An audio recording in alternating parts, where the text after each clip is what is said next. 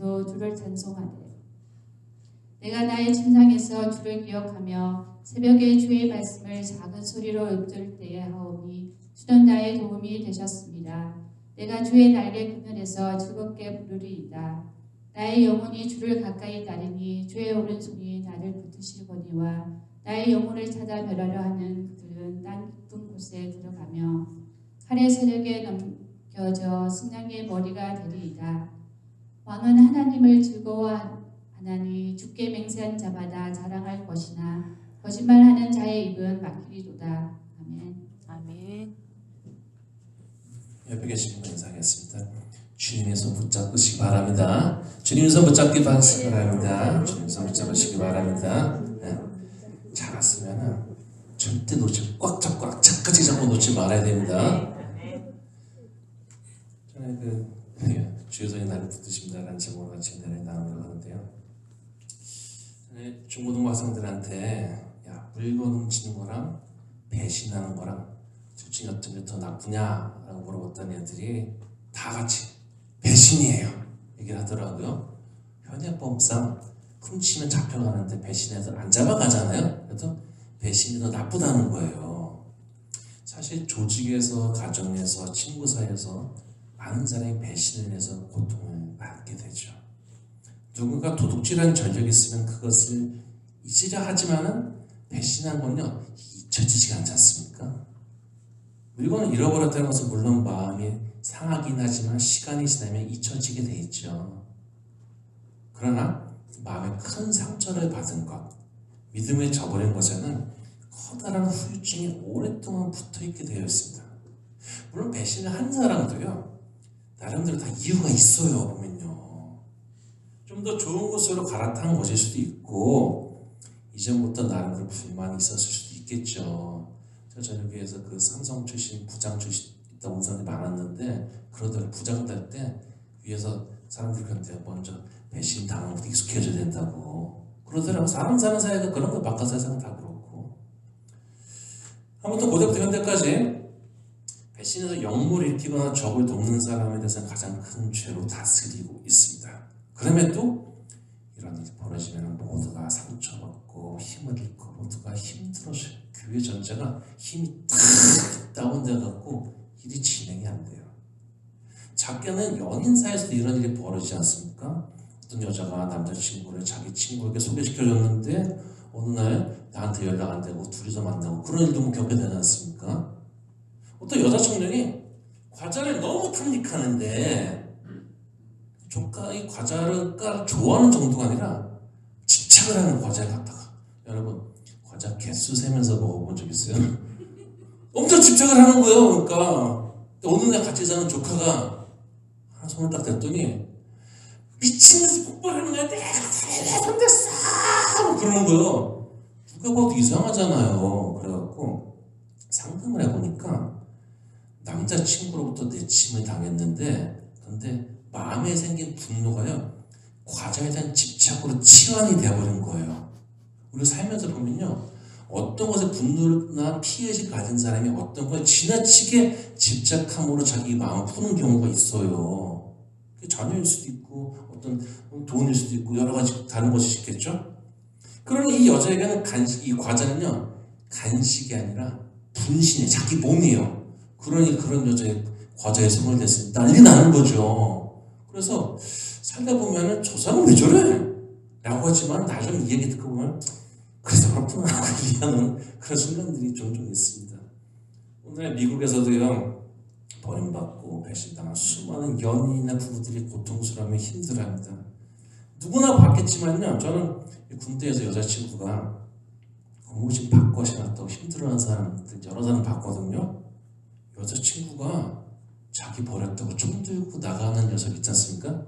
제가 할 때 뭐 내가 테러를 진압하는 부대인데 제가 있을 때는 이 이슬람권에서 테러는 없고 되게 무장 탈핵명 잡으러 가는 거예요. 이게 혼자 나가는 거랑 총 들고 나가는 거랑 얘기가 전혀 달라져요.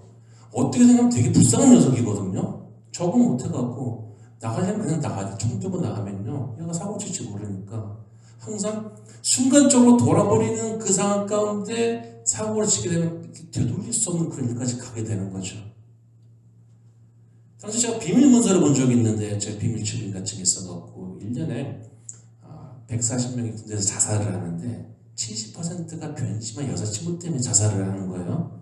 저랑 같이 공소련 동기가 있었는데 얘는 상급부대 갔어요. 걔는 한국에서 제일 좋은 학교를 다녔는데 상급부대 사령부에 갔는데 어느 날 걔가 외박 갔다 복귀를 안 한 거예요. 알고 봤더니 동치도 큰 여자인데 저만한데 여자친구가 변심했다고 수면제 다량 복용하고 못 들으면 자살 시도해갖고. 근데 이런 큰 아픔을 겪은 사람이 바로 오늘 시편의 기자인 다윗이었습니다. 그리고 그러한 일의 중심에 선 사람이 바로 자기의 아들이었어요.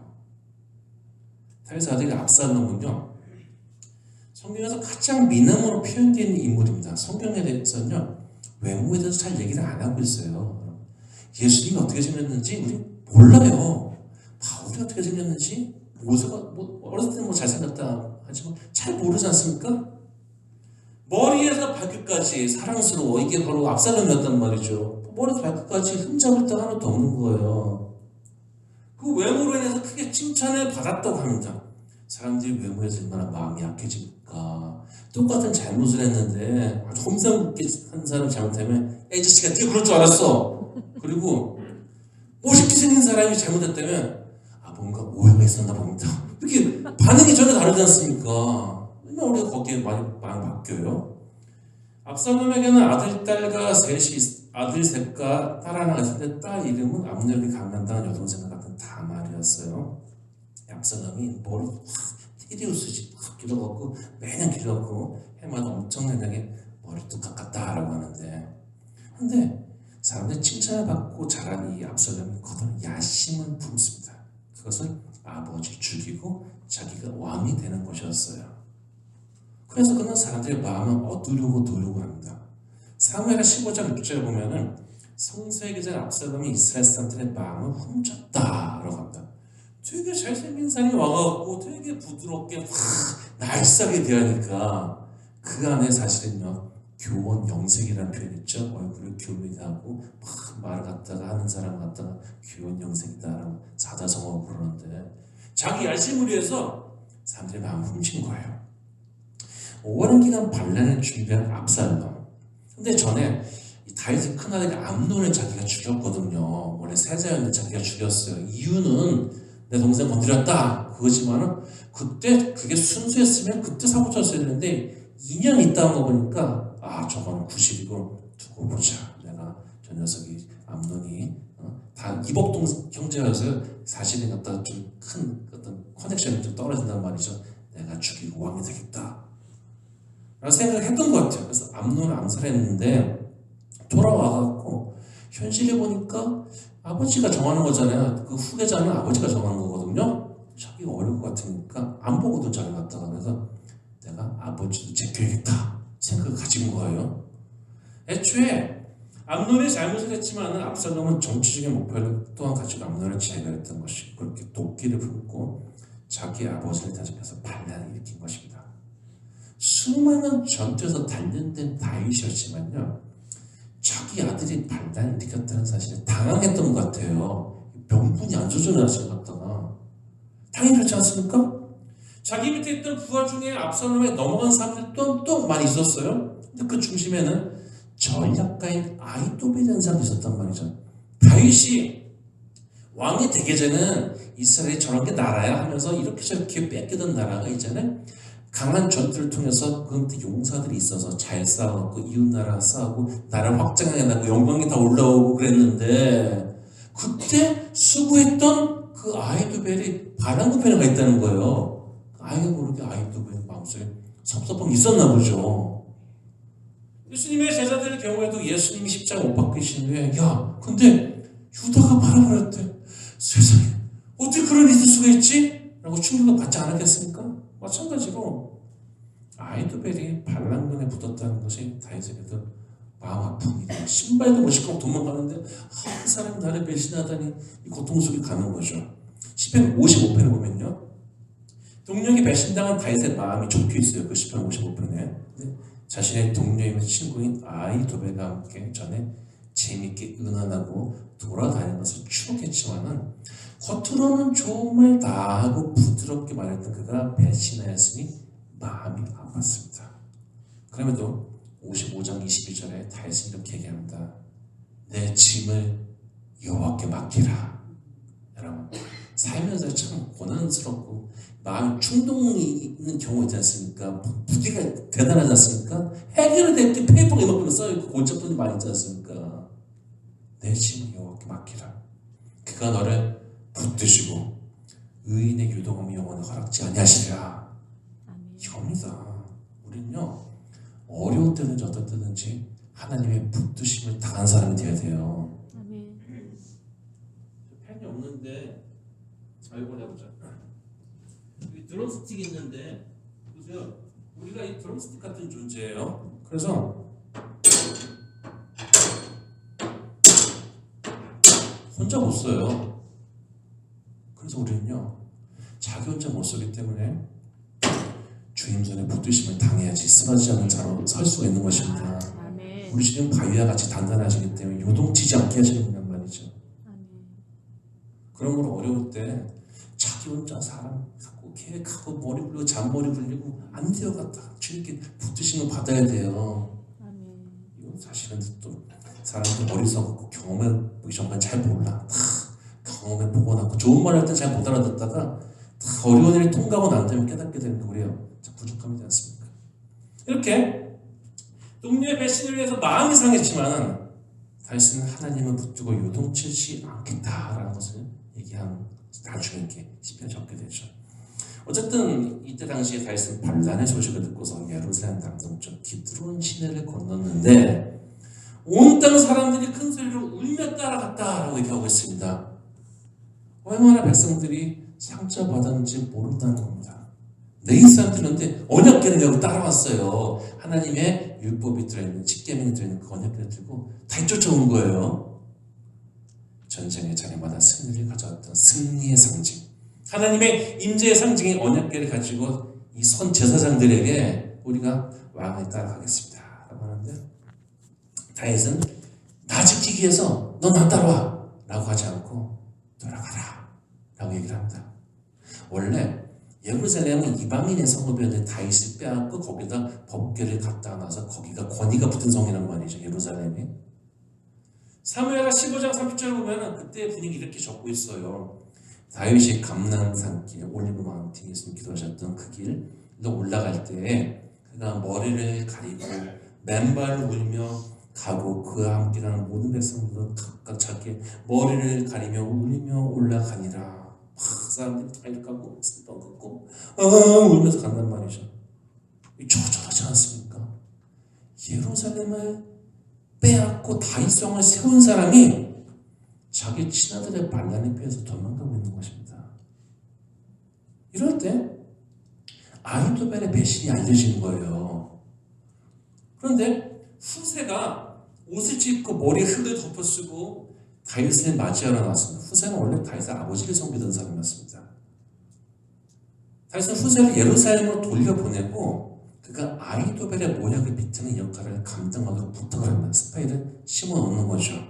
나중에 압살롬은 전투에 패해요. 근데 하나님 도우심을 성경이 얘기하고 있는데 후세가 딱 자기 압살롬 편인 것 같았는데 아히도벨이 지금 당장 가서 당장 다윗을 잡아야지 안 그러면 우리 성공 못한다.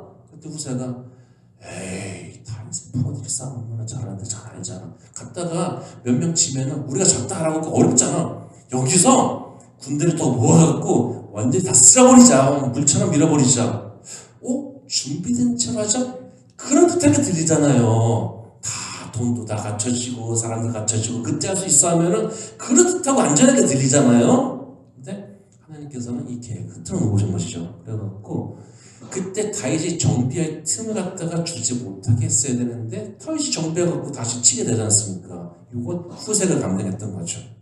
압살롬은요 이후에 전투에 패해서 그 자랑했던 머리 때문에 걸려갖고 살해당하고 오늘날도 가장 패역한 자의 하나로서 일컬어지게 됩니다. 여러분 배신자가요 그렇잖아요. 우리가 어떤 도둑질하는 사람인데 그 사람이 이름을 갖다 붙이면은 기분 나쁠 수 있지만 참을 수가 없어요. 근데 교회에서 에이 가룟 유다 같으니까. 그러면요, 이런 인간, 이런 욕이 없지 않겠습니까? 근데 이스라엘 사람들한테는 압살롬 같은 놈 하면 제일 나쁜 놈이라는 그런 얘기란 말이죠. 성경에서 가장 아름다운 외모를 가진 사람이 가장 나쁜 놈으로 욕을 먹고 있단 말이죠. 다윗에게 반기를 들었던 아이도벨은 똑똑한 사람이라서 후세를 통해서 이게 안 되는 거 아니까 반란에 실패했음을 알고 집으로 돌아가서 집을 정리하고 목매어서 자살해버렸습니다. 이 글을 작성하면서 저는요, 가룟 유다가 생각났어요. 순간적인 마음에 예수님을 반대하는 마귀에게 마음을 빼앗겼던 유다, 이처럼 나름대로의 상한 마음 때문에 선하지 않은 결정을 하는 것은 그 오명이 지속되는 것이기 때문에 우리는 경각심에 가시게 됩니다. 여러분, 사람이 큰 사고를 치기 전에 그 전에 반드시 섭섭한 마음이 들어오게 돼 있어요. 근데 그럼에도 불구하고 자기가 어떻게 행동할지를 컨트롤할 수 있을 만한 능력이 있어야 된단 말이죠. 백성들이 우는 가운데 도망간 다윗은 유다 광야로 나갔어요. 이것은 예수님이 사탄에게 시험을 받은 곳이기도 합니다. 유다 광야에는 언덕들이 많이 있고 전체적인 색깔은 뭐 회색에 갈색에 섞은 것 같은 이 동네 비슷해 보면 가면요, 유다 광야가. 유다 광야 근처에는 갈릴리보다 몇 배 큰 호수보다 큰 사해가 있고 물은 많지만 마실 수가 없어요. 마시기는커녕 눈에 조금만 들어가면요, 눈도 못 떠요 갔다가 손을 비비면 난리 난단 말이죠. 큰일 나요. 이게 사해 물이 들어가면요, 비볐다가 큰일 나요. 제가 어렸을 때 잘 몰라갖고 대학생들이 데모하는데 제 앞에서 출탄이 터졌는데 물을 씻었다가 제가 죽는 줄 알았는데 눈에 막 불이 막 나들어갔다가 제 앞에서 사과탄이 터졌거든요. 철대 뿡 하고 터졌는데 고등학생이니까 잘 몰라갖고 대학생들이 데모하니까 전경기 터뜨렸는데 제 앞에서 터졌는데 뭣도 모르고 지하철 타고 내려갔다가 뽕 터졌는데 눈에 들어왔는데 그거 씻으려고 그랬다 난리 난 적이 있었단 말이죠. 여기는 이 물은 몸에 닿기도 무서운 그런 물이란 말이죠. 마실 물이 없어요. 그래도 사막 사는 사람은 기가 막히게 또 물을 캐내는 방법이 있더라고 보니까요. 근데 여기는 전에도 사울을 피해서 다윗이 도망왔던 곳이에요. 익숙한 곳이에요. 황량한 광야에서 그는 전에 좌절을 경험했지만은 그럼에도 황량한 곳에서 도우신 하나님의 도우심을 직접 경험하게 되죠. 전에 제가 동부 살 때는 광야, 사막이라는 게 일종의 메타포, 비유였거든요. 여기는 진짜 사막이지 않습니까? 그리고 그때 그 경험이 다윗의 마음속에 살아있었습니다. 지금 정말 마음이 아프고 상하지만은 그래도 전에 나를 도와주셨고 회복시켰던 하나님의 선하심을 여전히 기대하고 있었던 것이죠. 사무엘 하를 읽어보면은 다윗의 도피 과정에서 여러 종류의 사람을 보게 돼요. 정말 세상에는 별의별 사람이 다 있다라는 것을 보게 되는데 여전히 충성스러운 사람도 있고요. 이 틈을 타갖고 자기 이득 보려는 사람도 있고 자기 주인을 모함해놓고 자기 이득 보려는 사람도 있고 놀랍게도 과거에 블레셋 사람이었던 이때라는 사람이 다윗에게 충성을 들어야 합니다. 여러분, 블레셋 사람들이 다윗을 좋아하겠어요? 안 좋아하겠어요? 원수지 않겠습니까? 사무엘 15장 21절에 이때가 이렇게 말합니다. 이때가 왕에게 대답했는데 여호와의 살아계신가 내 주 왕의 살아계심으로 맹세하옵나니 진실로 내 주 왕께서 어느 곳에 계시든지 사나 죽으나 종도 그곳에 있겠나이다. 예수님의 제자들은 우리가 죽어도 다 쫓아가겠다 라고 얘기했지만 다 도망갔지만은 이때는 진짜 따라갈 장수였단 말이죠. 다윗이 바후림이라는 곳을 지날 때 베냐민 사람인 시므이가 다윗을 저주합니다.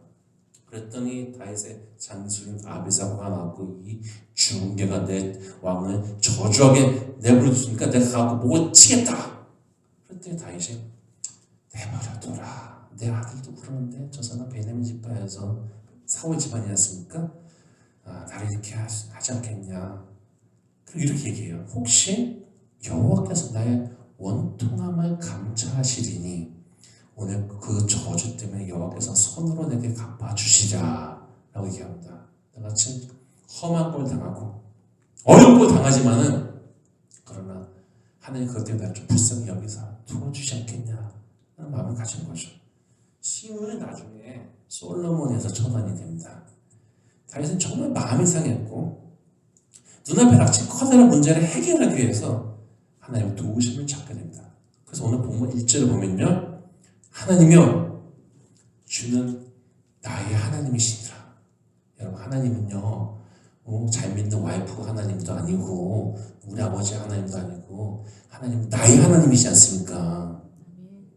내가 간절히 주를 찾을 때 물이 없어 마르고 황폐한 땅에서 내 영혼이 주를 갈망하며 내 육체가 주를 앙모하나이다.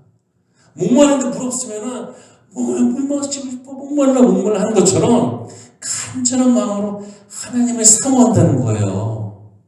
이렇게 몸과 마음으로 형편없는 상황에서 다윗은 하나님을 찾은 것입니다. 다윗은 전에도 광야에서 고통을 당했던 적이 있지만요, 우는 소리만 하고 또 왔어! 사실 우리가 같은 일이 경험하게 되면요, 사실 첫 번째 다가오는 느낌은요, 징그럽다지 않습니까? 그래갖고 또 왔어! 하면서 원망이 쏟아지지 않습니까? 그런 것이 아니라 오히려 이럴 때 하나님의 선하심을 노래하고 바라는 것이 자기에게 도움이 된다는 것을 알았어요. 믿는 사람이 이것을 반드시 경험해야지 튼튼한 신앙생활을 할 수가 있습니다. 어려운 가운데서 아무 원망만 하고 사라져 버린 사람들이 얼마나 많이 있습니까? 어려움이나 위기는 누구에게나 다 오게 되어 있습니다. 사랑해서 결혼한 부부한테 이런 위기가 올 수가 있죠. 자기가 사랑으로 키우던 아이와의 관계에서도 위기가 올 수 있어요. 저는 부모 자식 사이 인연 끊고 사는 사람들 여러 사람 봤어요. 어느 순간 화가 나고 소리 막 지르고 너 같은 자식 필요 없어! 그러면 네! 저도 아버지 같은 사람 필요 없습니다 하고 사는 사람도 있는 거예요. 아버지 돌아가셨는데 됐어요. 찾아가지도 않는 사람들이 한국에 꽤 많이 있는 거 저는 봤어요. 보면요. 그런데 마치 광야의 선국 같은 상황 속에서 하나님의 도우심으로 오아시스를 만나고 도울 사람을 만나고 지혜를 얻어서 이겨본 경험이 있어야지 이후에 또 어려운 상황을 만나게 되더라도 나를 도우시는 분을 찾는 학습이 되어지는 것입니다. 사실 이런 상황 가운데서 하나님 어떻게 이럴 수가 있어요? 아이들이 나 배신했대요. 이렇게 우는 소리만 하는 것이 아니라 자신이 과거에 경험한 대로 하나님의 마음을 얻고자 한다. 여러분, 어려울 때요 가장 살 길은요 하나님의 마음을 얻는 것입니다. 여기 우리 중심에 가 있어야 돼요. 이게 지혜로운 사람이에요. 어려움 겪으면은 나한테 어려움 줬어 섭섭해 해갖고 그 안에서 기도도 안 나와요 하는 순간 있겠죠. 그러나 그것을 극복하고 하나님의 도우심을 강구해야지 살 길이 생기게 되는 거죠. 오히려 이 상황에서 다윗은 하나님 향한 신뢰를 더 드러냅니다. 3절에서 4절을 들어볼까요?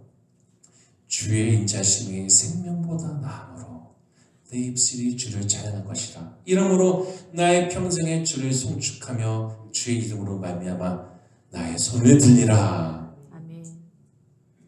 다윗은요 하나님을 통해서 자신이 만족하고 선한 것을 볼 것을 기대합니다. 물론 반란을 진압해야 되는 다윗의 입장에서 얼마나 스트레스가 대단하지 않겠습니까? 한편으로는 하나님의 선하신 도움을 기대하면서도 한편으로는 정보가 막 들어오는데 누구도 붙었어요 하면서 정보가 들어오면 그때마다 마음이 요동치지 않겠습니까? 약해진 마음도 다스려야 되지 않겠습니까? 요동치는 마음을 안정시켜야 되지 않겠습니까? 반란군의 목적은 당연히 다윗을 죽이는 거예요. 그런데 다윗이 죽으면요 그 밑에 부하들은 살려두겠어요? 다윗 편에 부하들이 많은데 그 부하들의 가족들을 다 죽여버리지 않겠습니까? 후원을 제거하기 위해서. 그러니까 다윗이 자기 혼자 이야기가 아니에요. 잡혀서 죽으면요 수많은 사람들이 같이 다 죽게 되는 거예요. 자기를 위해서 충성한 사람들이 다 같이 망하는 거예요. 마음이 무거운 거죠. 그러니 책임을 진 다윗의 마음에 얼마나 복잡한 감정이 있었겠습니까? 개인적으로는 아들이 반란을 일으켰지만 그러나 또 왕의 공적인 자리를 생각해보면 사실 이게 자기 혼자 하는 문제가 아니지 않습니까? 그런데 다윗은 이미 이전에 죽을 뻔한 도피 생활을 지내갔기 때문에 어떻게 이 과정을 통과할지 알았어요. 그것은 자신에게 계속 들려지는 불안한 소리와 격동을 누르고 하나님의 말씀을 되뇌이는 것입니다.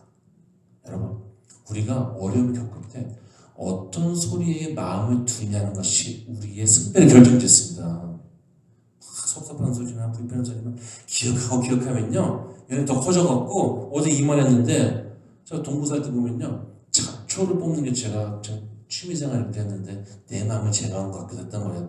쓰레기 잡초를 갖다가 비 오고 나면요 3일 있다가 보면 없었는데 조금 자라있어요. 근데 이렇게 나의 마음을 흔드는 소리도요 제거하지 않지 않습니까? 그 다음에 가보면요 요만한 줄은 이만큼 커져갖고요 내 안에서 제거하기 어려울 정도로 커져버린단 말이죠. 이것을 제거하는 가장 좋은 방법은요 그 자리를 하나님의 말씀으로 채워넣는 것입니다. 그래서 6절에 보면은 내가 나의 침상에서 주를 기억하며 새벽에 주의 말씀에 작은 소리로 읊조릴 때 하오리니.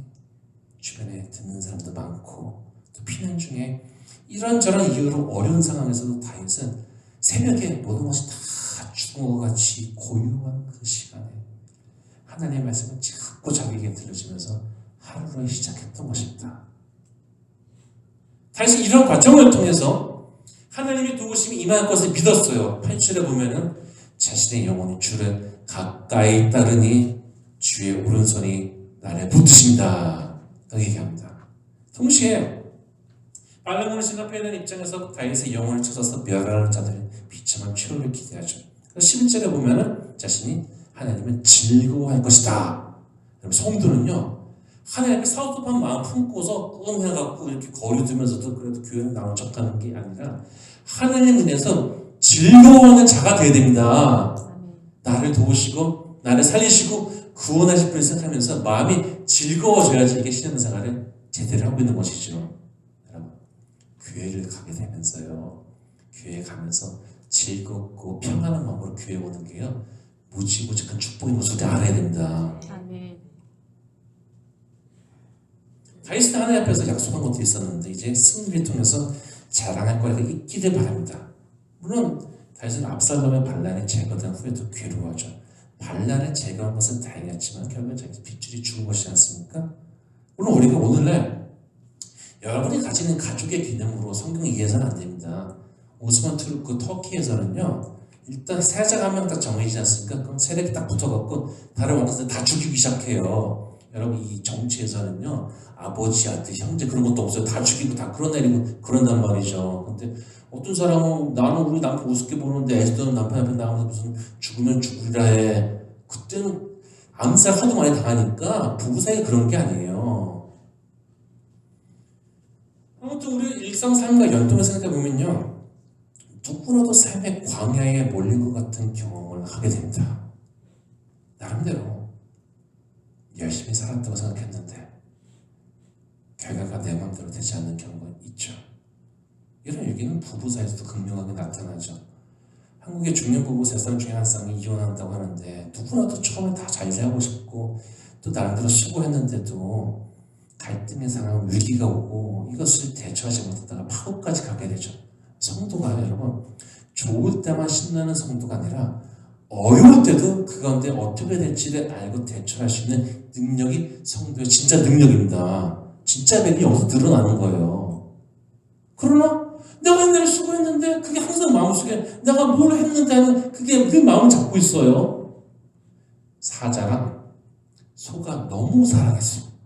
너무 사랑해갖고 주변에 반대가 심했어요. 야 그럼 안 돼. 그래도 너무 사랑했기 때문에 그냥 덮고 결혼해버렸습니다.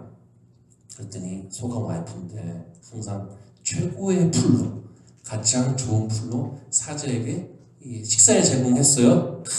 이게 정말 좋은 풀이다. 여보 이거 드세요. 그러면 사자는 먹기 싫지만은 맛있겠지. 먹기 싫지만은 먹으면서 맛있다 하면서 이게 먹었단 말이죠. 사자는 항상 부드럽고 좋은 부위의 고기만 제일 1등급 고기만 가져다가 소한테 줬어요. 여보 이거 좀 먹어봐. 소도 인상이 막 찌그러지면서 먹기가 싫지만은 맛있네 하면서 참고 먹었단 말이죠. 시간이 지나다가 갈등이 쌓이고 위기가 왔고 말다툼이 오고 가다가 선을 넘는 말이 오고 가고 그러다가 둘이 똑같이 뱉은 말이 뭔지 아십니까? 나는 최선을 다했어! 이 말 한단 말이죠. 난 할 만큼 했으니까 이제는 불행한 결과가 오더라도 나는 책임이 없다. 네 탓이야. 그런데 시선을 돌려서요. 믿는 사람으로서 할 만큼 한다는 것은 무엇입니까? 많은 사람은 자기가 할 만큼 했다고 생각해요. 와, 부부 사이에서도 보면은 남편은 세상에 야 나보다 더 잘하는 사람 있어요. 그 사람 사람도 아니야 라고 얘기하지 않습니까? 여자는 뭐라 합니까? 세상에 다 같은 여자 봤어 그러지 않습니까? 자기 생각엔 자기가 최고인 것 같거든요. 아니 내가 잘했다고 생각하고 살았는데 오늘 이것이 인정받지 않는 말게 되고 커다란 충격을 받게 되지 않습니까? 내가 이렇게 수고했으면은 저보다 나한테 감사할 줄 알고 내가 최고 이런 말 할 줄 알아야 되는데 상대편은 오히려 나한테 상처보다 더 황당한 거죠. 황량한 사막의 어두운 새벽에 다윗 또한 자신의 과거를 돌이켜봤을 것입니다. 전에는 우정을 같이 나눈 친구였었는데, 전에는 너무나 사랑스러웠던 잘생긴 아들이었는데, 전에는 나를 다 칭송하던 사람들이었는데 반란 분편에 붙어서 얘기하는 거예요. 그래서 과거를 돌이켜보면 좋았던 시절이 생각나면서요 가슴 아픈 일들이 있습니다. 그러나 다윗은 당장 자기를 믿고 따라온 부하들과 백성들을 위해서 이 사태를 해결해야만 됐습니다. 압살롬은 아버지를 상대로 반란을 일으켰기 때문에 명분이 약했어요. 그래서 아히도벨은 다윗이 너무나 잘못해갖고 압살롬이 분노를 일으킨 것이라고 백성들에게 믿게 하기 위해서 선전선동이죠. 그래갖고 일부러 압살롬이 다윗의 여자들을 공개적으로 범하게 만듭니다. 다윗은 꼭 이기게 됐어요. 그리고 다윗은 광야에서 하나님의 도우심을 간구하며 찬양했던 것이 자신을 살렸던 것을 기억했고 그것을 또 했던 것입니다. 시편 57편은 다윗이 전에 자기를 죽이려 하는 사울 앞에서 굴에 숨어있던 때 지은 노래인데 4절에 보면요 내 영혼이 사자들 가운데 살며 내가 불사른 자들 가운데 누웠으니 라고 얘기를 합니다. 죽을 겁이 있다는 거죠. 마음속에 상당한 압박과 불안이 있었던 것입니다. 다윗이 이런 자신의 불안함을 이야기하지만요 여러분 살면서요 세상에 불안함이 없는 사람은 아무도 없습니다.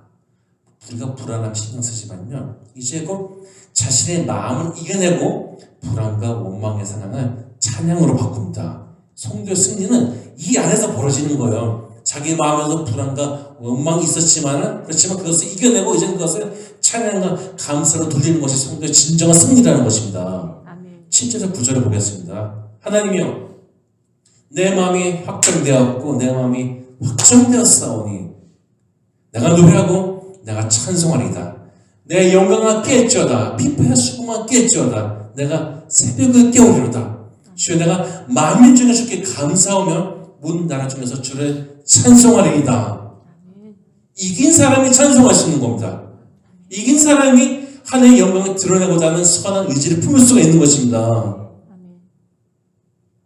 삶의 위기는요 공부할 때도 있고 부부생활도 있고 가정생활도 있고 비즈니스 하다가도 있고 누구에게나 어느 때나 다 위기는 다 올 수가 있어요. 놀랍게도요 위기가 터지기 3분 전까지도 모르는 경우가 허다해요. 보면요 이럴 때 우리 마음에 제일 먼저 드는 생각이 있지 않습니까? 이게 항상 우리를 망칩니다. 이 지진파도 속도가 다르는데 근데 맨 처음에 오는 생각이 있지 않습니까? 기분 나쁘고 어려운 생각일 때 첫 번째 닥치는 소리가 있지 않습니까? 이게 제일 위험한 거예요. 여기에 마음 뺏겨갖고 말을 함부로 한다든지 행동을 한번 하면요 또 담을 수가 없어요. 항상 최악의 결과를 따르게 되는데 우리를 객관적으로 보지도 못할 뿐더러 자기가 의지하던 것들이 정작 어려울 때는 도움이 되지 않는 경우가 허다해요. 요거를 저 사람을 보험으로 세워놨는데 정작 어려울 때 그 사람이 한국화 버리고 없는 그런 경우가 있을 수가 있단 말이죠. 이렇게 마음이 상했는데 하나님을 향한 찬양이 나오겠습니까? 우리가 기분 나쁜 일 당할 때 처음에는 찬양 안 나와요. 와 마음이 상하니까. 입 밖으로는 인간적 원망과 고통과 인간적인 계산을 담은 말만 하는 것이 쉽지 않겠습니까? 마음이 외롭고 어려울 때 다윗이 압박 속에서 했던 이 가사를 생각하기 바랍니다. 노래도 다 있잖아요. 오늘 제가 하는 설교 중에 많은 부분이 다 노래로 있어요. 보면요. 기억하기 얼마나 쉽지 않습니까? 주의 인자하심이 생명보다 나음으로 내 입술이 주를 찬양할 것이라. 이러므로 나의 평생에 주를 송축하며 주의 이름으로 나의 손을 들리라. 하나님 하면서 그 손을 들면서 이 상황을 이겨냈다는 것입니다. 다윗은 자신이 이러한 어려움 속에서도 입술로 죄를 짓지 않고 오히려 하나님을 찬양하며 앞으로도 평생을 하나님을 찬송할 것이기 때문에 이런 하나님께서 자신의 하나님께서 도와주시고 살려주실 것을 믿었습니다. 사람에게 어려운 일이 생기고요, 힘든 일이 생길 수도 있습니다. 그러나 어려운 사정 그 자체가 구원해주지는 않습니다. 자기가 정말 어려우면요, 하나님의 마음을 어떻게 해야 도움도 흘러가게 되어 있습니다. 다윗은 이것을 알았기 때문에 오히려 하나님을 찬양하고 말씀을 읊조렸습니다. 삶의 어려움 속에서도 신앙인으로서 자신의 역량을 드러내는 성도가 되어야 될 것입니다. 제가 가장 어려웠을 때 종합병원에서 환자들 같이 주일에 예배를 드린 적이 있는데 이분들이 정말 좋아하는 노래의 가사에 그전에는 좀 그런 노래인지 몰랐어요. 왜 나만 겪는 고난이냐고 불평하지 마세요. 고난의 뒤에 있는 주님이 주실 축복 미리 보면서 감사하세요. 너무 견디기 힘든 이 순간에도 주님은 일하고 계시잖아요. 힘을 내세요, 힘을 내세요. 주님이 손잡고 계시잖아요. 주님이 함께함을 믿는다면 어떤 고난도 견딜 수 있잖아요. 이게요, 그냥 편하게 이렇게 예배 시간에서 듣는 것과 자기가 지금 환자실에 누워서 듣는 것과 이거는 한 100배쯤 차이가 납니다. 사실 갖다가 살면서 참 어려운 때가 있는데 좀 봤어요. 얼마나 많은 사람들이 자기 고난 가운데 왜 납니까 하면서 힘들어하지만 그럼에도 선한 것을 보면서 주님 손을 잡고 일어서는 것을 보게 되면서 아하, 우리가 살 길은 주님 손을 꽉 잡는 것밖에 없구나. 몸도 아프고 마음도 너무나 불안하고 그러나 주님의 손이 나로 잡고 있으면 믿으면 이겨내려는 눈물 싸움, 눈물겨운 싸움을 봤던 것입니다. 자기 생각대로 수고하고 노력했지만은 실패하고 처참한 결과를 만든 사람들도 있지만요, 위기 속에서도 주님의 오른손이 나를 붙드심을 믿고 일어나 새벽 날개처럼 어둠을 밀어내는 축복의 사람들이 되시기를 기대합니다. 바로 그는 삶의 어려움 속에서도 주님이 나의 손을 붙드심을 믿고 찬양과 말씀 품는 가운데 마침내 자랑할 거리가 있는 승리자가 다 되시기를 주님의 이름으로 축원합니다. 기도하겠습니다. 세상에서 가장 힘든 인생은 내가 사는 인생입니다. 내가 겪는 일들입니다. 내 마음 누가 알아주겠습니까? 나의 마음 네 알아주리요. 그러나 가장 어려운 상황도 잘 알고 계시고 그 가운데 보이지 않는 것처럼 보이지만 역사하고 계신 하나님의 선하심을 신뢰하면서 우리가 어려운 가운데서도 마침 이것을 이겨내고 주님을 찬양하는 자가 되겠습니다. 주님의 이름을 내 손을 높이면서 올리는 자가 되겠습니다. 이렇게 소망의 말들 할 때 거기서 회복이 나타나지 않겠습니까? 주여, 지혜 있고 깨어있는 자가 되어지게 하여 주시옵소서. 나의 마음을 흔드는 악한 소리에 뺏기는 것이 아니라 마음 뺏기지 않고 주님의 말씀이 우리의 중심을 꽉 잡아주는 사람이 되게 하사 상황이 어떠든 간에 하나님과 교통하는 아버지 그런 역사와 능력을 체험하고 그런 자랑거리가 있는 신앙의 삶이 되게 하여 주시옵소서. 나 배신했던 사람, 나한테 상처 줬던 사람, 그 사람이 무슨 말을 했네, 그것을 자꾸 살려서 과거 일들을 자꾸 되새기지 말고 오늘날 그것을 벗어나게 하는 주님의 의지를 주는 말씀에 중심을 두고 무게를 두고 주님의 말씀이 내 영혼을 꽉 차는 자가 되어서 아버지 다른 아픈 것들이 틈을 타고 올 만한 틈도 없는 그런 아버지 풍성하고 충만한 영성과 말씀의 소유자가 되게 하여 주시옵소서. 오늘 또한 아버지 주님 말씀으로 승리케 해주시고 주님께서 나를 붙잡고 전진하게 하여 주시옵소서. 예수님 이름으로 기도하였습니다. 아멘.